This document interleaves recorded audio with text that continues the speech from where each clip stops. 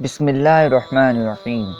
السلام علیکم ناظرین، آج کی اس ویڈیو میں آپ کو حضرت آدم علیہ السلام کا واقعہ سناؤں گا اور یہ بتاؤں گا کہ کیوں حضرت آدم علیہ السلام کو جنت سے نکالا گیا۔ اللہ تعالیٰ نے فرشتوں کو بتایا کہ میں زمین پر اپنا نائب بنانے والا ہوں۔ فرشتے اس فیصلے پر حیران تھے۔ انہوں نے اس فیصلے کو حکمت معلوم کرنے کی غرض سے ڈرتے ڈرتے عرض کی، اے ہمارے رب، ایسے شخص کو کیوں پیدا کرتا ہے جو زمین میں فساد کرے اور خون بہائے؟ اور ہم تیری تسبیح، حمد اور پاکیزگی بیان کرنے والے ہیں۔ اللہ تعالیٰ نے فرمایا، جو میں جانتا ہوں تم نہیں جانتے۔ سورہ البقرہ آیت نمبر 30۔ اللہ تعالیٰ نے حضرت جبرائیل علیہ السلام کو حکم دیا کہ کرۂ ارض سے مٹی لے کر آؤ، اور اپنے ہاتھ سے حضرت آدم علیہ السلام کا جسم بنایا اور پھر اس میں روح ڈالی۔ اللہ تعالیٰ نے چند چیزوں کو فرشتوں کے سامنے پیش کیا اور فرمایا، ان کے نام بتاؤ۔ انہوں نے کہا، اے اللہ، ہمیں علم نہیں سوائے اس کے جو تو نے ہمیں سکھایا ہے۔ پھر اللہ تعالیٰ نے حضرت آدم علیہ السلام کو حکم دیا کہ ان چیزوں کے نام بتائیں۔ انہوں نے ان سب چیزوں کے نام بتائے جو اللہ تعالیٰ نے حضرت آدم علیہ السلام کو سکھائے تھے۔ اللہ تعالیٰ نے فرشتوں کو مخاطب کیا اور کہا کہ میں زمین و آسمان کی تمام پوشیدہ چیزوں سے واقف ہوں۔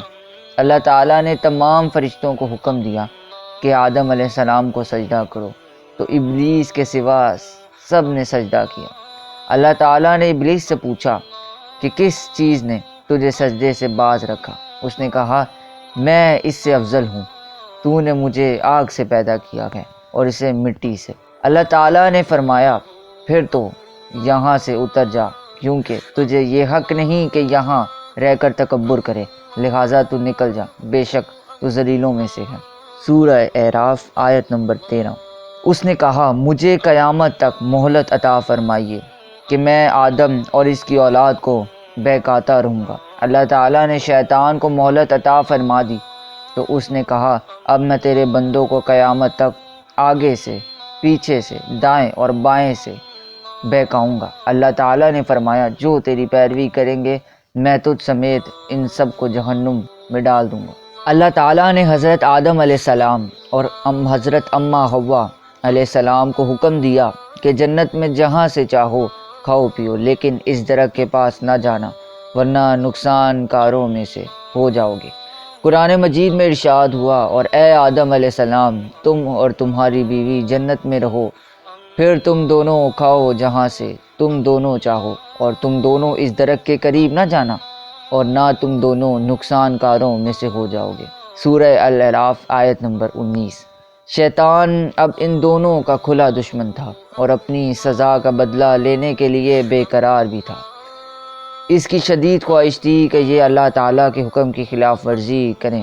پھر شیطان نے ان دونوں کے دلوں میں وسوسہ ڈالا تاکہ وہ ان دونوں پر ظاہر کر دے ان کے شرم کے مقامات جو ان سے چھپائے گئے تھے، اور ابلیس نے کہا کہ اے آدم و حوا، تمہارے رب نے تم دونوں کو صرف اس لیے اس درخت سے روکا کہ کہیں تم دونوں فرشتے نہ بن جاؤ یا ہمیشہ رہنے والوں میں سے نہ ہو جاؤ۔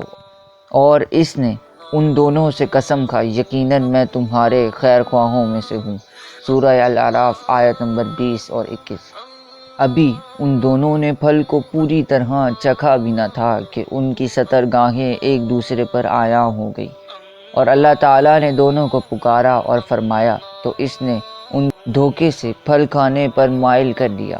پھر جب ان دونوں نے اس درخت کے پھل کو چکھا تو ان دونوں پر ان کے شرم کے مقامات ظاہر ہو گئے، اور دونوں جوڑ کر رکھنے لگے پتے، اور ان دونوں کو ان کے رب نے ندا فرمائی، کیا میں نے تم دونوں کو اس درخت سے نہیں روکا تھا، اور میں نے تم دونوں سے نہیں فرمایا تھا کہ بے شک شیطان تم دونوں کا کھلا دشمن ہے۔ سورہ الاعراف آیت نمبر 22۔ جب اللہ تعالیٰ نے حضرت آدم علیہ السلام اور حضرت اماں حوا علیہ السلام کو زمین پر اتار دیا تو دونوں اللہ تعالیٰ سے خوب دعائیں کرنے لگے اور اپنے عمل کا اعتراف کرنے لگے۔ ان دونوں نے دعا کی کہ اے ہمارے رب، ہم نے اپنا نقصان کیا، اور اگر تو نے ہمیں نہ بخشا اور ہم پر رحم نہ فرمایا تو ہم ضرور ہو جائیں گے نقصان اٹھانے والوں میں سے۔ سورہ الاعراف آیت نمبر 23۔ چنانچہ اللہ تعالیٰ نے زمین میں قیام کا بہتر ٹھکانہ فراہم کیا، ضروریات زندگی کا سامان فراہم کیا، ساتھ ہی یہ حکم دیا کہ اسی میں تم اپنی زندگی گزارو گے اور اسی میں تمہیں مرنا ہوگا۔ اللہ تعالیٰ نے فرمایا، اس زمین میں تم زندہ رہو گے اور اسی میں تم مرو گے اور اسی سے تم روز قیامت نکالے جاؤ گے۔ سورہ الاعراف آیت نمبر 25۔ اللہ تعالیٰ نے حضرت آدم علیہ السلام اور ہم سب کے لیے لباس فراہم کیا، جو جسم کو ڈھانپنے کا ذریعہ بھی ہے اور خوبصورتی کی وجہ بھی ہے۔ بہترین لباس وہ ہے جو تقوی اور پرہیزگاری کا ہو۔ اللہ تعالیٰ نے ہمیں آدم علیہ السلام کا قصہ بتا کر ہمیں سکھانا چاہتا ہے کہ تم شیطان کی چال کو سمجھو اور اس سے بچنے کی کوشش کرتے رہو، وہ تمہارا کھلا دشمن ہے۔ اگر آپ کو ویڈیو اچھی لگے تو اسے لائک کریں، شیئر کریں، ہمارے چینل کو سبسکرائب کریں۔